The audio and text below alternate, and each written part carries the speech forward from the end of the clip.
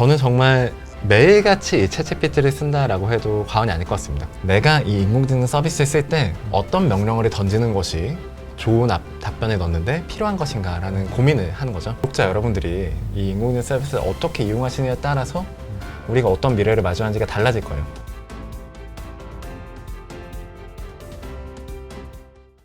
그럼 기자님께서도 지금 챗GPT를 계속 쓰고 계신 거예요? 네, 저는 정말 매일같이 이 챗GPT를 쓴다라고 해도 과언이 아닐 것 같습니다. 진짜요? 저는 아무래도 외국 기사들을 많이 접하다 보니까 이러한 기사 요약이나 번역 같은 작업에서는 정말 항상 사용한다라고 말씀드려도 부족함이 없을 것 같습니다. 이외에도 정말 다양한 부분에 쓰고 있어요. 단순히 글을 넘어서 최근에는 기사 썸네일을 쓰거나 마케팅 콘텐츠를 만드는데도 인공지능 서비스들을 쓰고 있기도 한데, 달이나 미드저니 같은 인공지능 툴을 저는 개인적으로 많이 쓰고 있습니다. 최근에 제가 책을 하나 준비를 하면서 그 책의 이제 표지 디자인을 직접 인공지능 서비스를 통해서 진행을 하기도 했습니다. 지금 화면에 보시는 저 샘 올트먼의 생각들이라는 책이었는데, 보시는 일러스트들 제가 직접 다리를 통해서 만들어내기도 했었고, 기사 썸네일을 만들 때도 직접 인공지능 서비스를 이용해서 그림을 만들고 있기도 합니다. 비트코인 달러를 불태우고 있다, 이런 식의 제가 생각하는 이미지, 제가 기사가 맞다라고 생각하는 주제를 던지고 해당하는 이미지를 인공지능에 만들어 달라고 요청을 하는 거죠. 실제로 이렇게 인공지능 서비스를 활용하면서 기사의 참여도나 클릭률 같은 것도 굉장히 높아지고 저희가 실제 더 몰입도 있는 콘텐츠를 만들고 있다는 것 많이 느끼고 있습니다. 기자님께서는 이미 챗GPT를 잘 활용하시면서 업무의 효율도 또 만드시고 시간도 굉장히 단축하시는 것 같아요. 근데 저도 아직 그렇고 아마 더 많은 분들이 쓰고 싶은데 어떻게 쓰면 좋을지 이런 부분들을 좀 잘 몰라서 못 쓰시는 분들도 있을 것 같거든요. 혹시 조금의 팁을 주실 수 있을까요? 이 부분에서 사실 최근에 프롬프트 엔지니어링이라는 토픽이 굉장히 많은 주목을 받았던 것 같기도 합니다. 내가 이 인공지능 서비스를 쓸 때 어떤 명령어를 던지는 것이 좋은 답변을 넣는데 필요한 것인가 라는 고민을 하는 거죠. 워딩이 어려워서 사실 굉장히 어렵게 느껴지실 수 있을 것 같은데 사실 너무나도 쉬운 거예요. 내가 지금 이 답변을 진행하면서 뭐가 필요한지를 이해하고 있느냐라는 게 필요한 건데, 이 인공지능 서비스는 정말 여러분들이 일상 속 모든 문답에 쓰실 수 있는 서비스입니다. 예를 들어서 저희가 외국에서 친구가 한국에 놀러 온다라고 생각해 보세요. 이 친구한테 저희가 꼭 제공해줘야 되는 경험이 있다면 맛있는 음식 꼭 우리가 한번 사줘야겠죠? 그렇죠. 어떤 메뉴를 사줘야 할지 고민할 때 우리가 인공지능에게 이런 걸 물어볼 수 있는 겁니다. GPT야, 한국을 대표하는 음식에는 뭐가 있겠니? 라고 여러분들이 여쭤보실 수 있는 거죠. 지금 GPT는 이러한 질문에 다음과 같이 우리에게 답변을 해주는데요. 김치, 비빔밥, 후라이드 치킨, 잡채, 떡볶이라는 5가지 음식 우리에게 제시해주고 있습니다. 대표님이 보시기에 이 5가지 음식, 한국을 대표하는 음식이라고 말할 수 있을까요? 저는 그 정도면 충분하다고 생각합니다. 그렇죠. 하지만 과연 이 답변, 우리가 적절한 답변이다라고 생각할 수 있을지 우리는 다시 한번 고민을 해봐야 되는 겁니다. 제가 외국에서 친구가 놀러와서 나다브라는 이스라엘 친구였는데 그 친구한테 한국식 바베큐를 대접했던 적이 있었어요.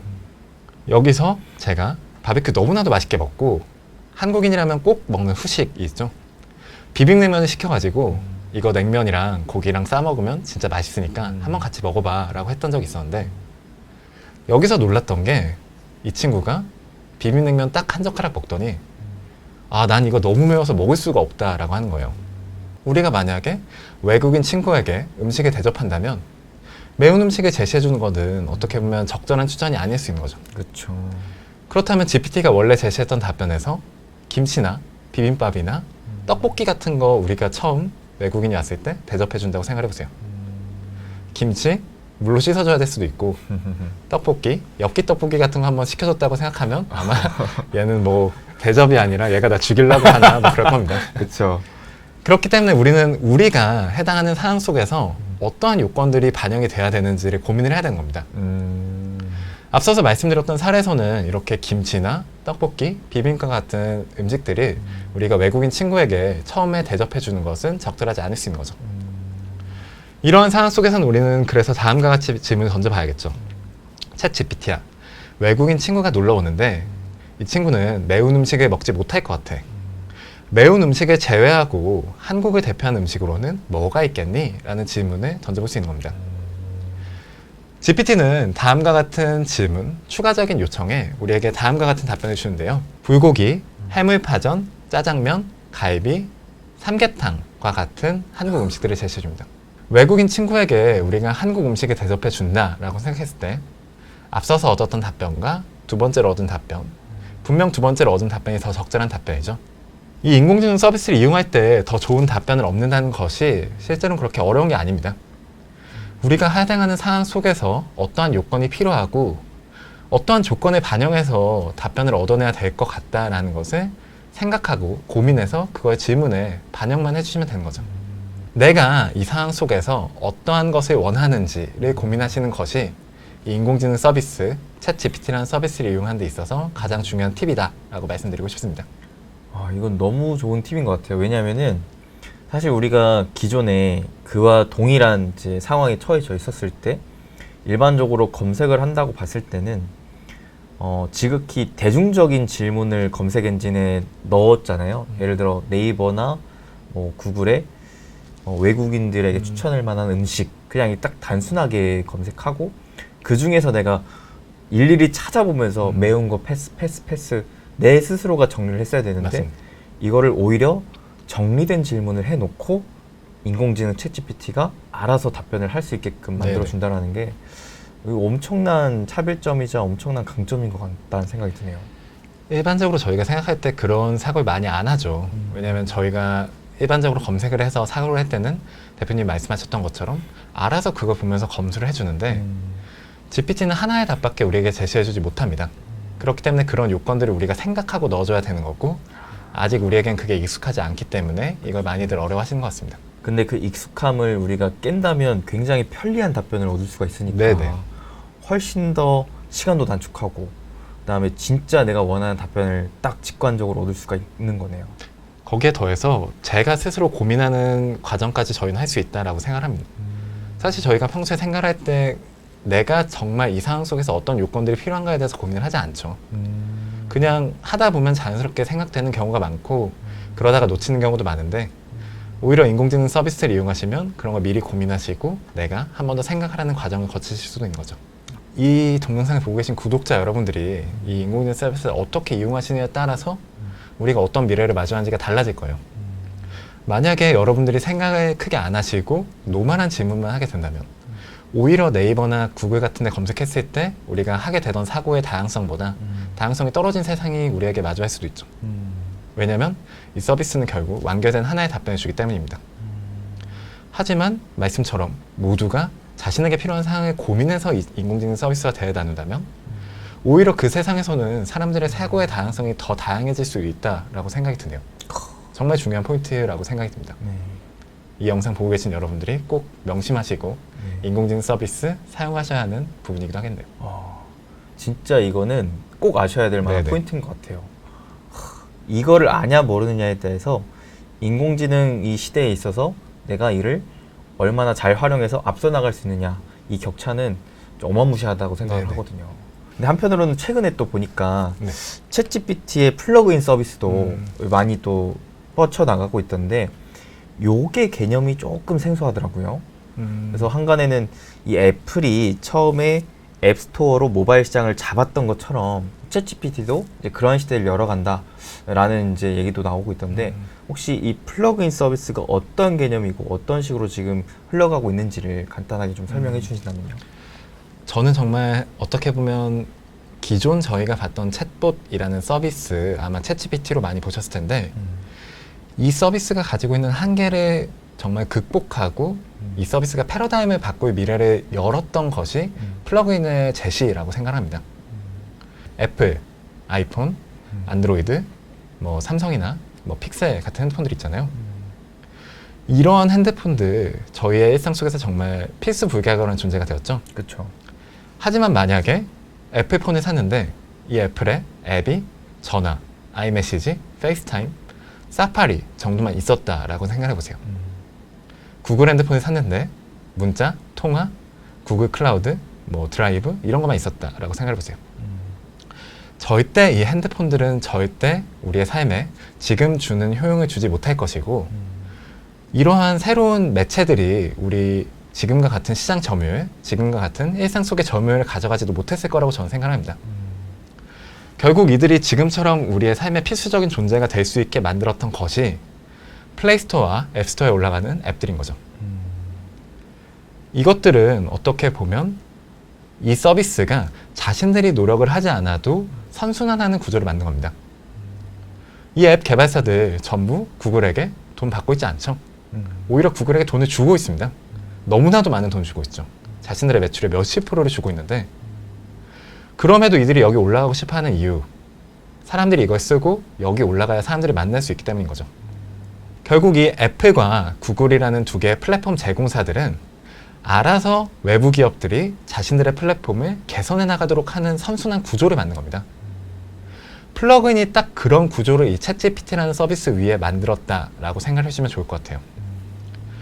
플러그인은 이제 외부 개발사들이 자신들의 데이터베이스, 자신들의 서비스를 챗GPT라는 서비스와 연동해서 사용할 수 있게 만든 외부 서비스 앱이다라고 생각해 주시면 되는데요. 예를 들어서 여러분들이 지금 화면에 제가 보여드리고 있는데 계산을 하실 때도 쓸 수 있고 익스페디아와 같은 여행 앱을 쓰실 때도 사용하실 수 있고 미래에는 배민이나 쿠팡이츠 같은 배달 앱도 여기에 올라가서 여러분들이 쓰실 수 있는 겁니다. 이 서비스가 제공되면 기존의 챗GPT 서비스와 우리가 다르게 볼 수 있는 부분은 뭘까요? 기존 서비스에서 우리가 챗GPT가 이러한 답변을 주기 위해서 우리는 오픈AI에게 우리의 데이터베이스를 줘야 했겠죠. 이 인공지능 서비스의 학습에 이 데이터가 활용이 되어야지 우리가 원하는 답변, 우리가 제공하는 답변을 줄 수 있기 때문입니다. 하지만 플러그인을 이용하면 우리가 직접 데이터를 제공하지 않더라도 우리 서비스를 이 챗GPT 위에서 제공을 할 수 있는 거죠. 만약에 챗GPT에서 우리가 서비스를 제공할 수 있다라고 생각해 보세요. 만약에 부자TV가 챗GPT에서 한국 주식을 검색했을 때 인용 사례로 뜰 수 있는 플러그인이 만들어질 수 있다라고 생각해 보시면 대표님은 이 서비스 올리고 싶으실까요? 올리고 싶지 않으실까요? 무조건 올려야죠. 무조건 올려야겠죠? 분명 수많은 기업들이 이 플러그인을 무조건 올리고 싶어 할 거고 무조건 여기에 1순위로 올라가고 싶어 할 겁니다. 어떤 기업들이 이 서비스에 올라가고 싶지 않아 할까요?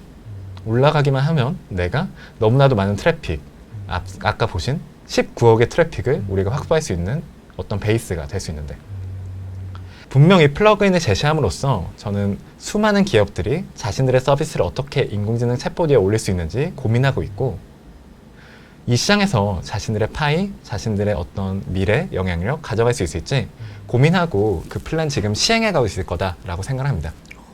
하지만 결국 그 시행은 그들의 이익이기도 하지만 챗GPT의 이득, 오픈AI의 이득이기도 한 거죠.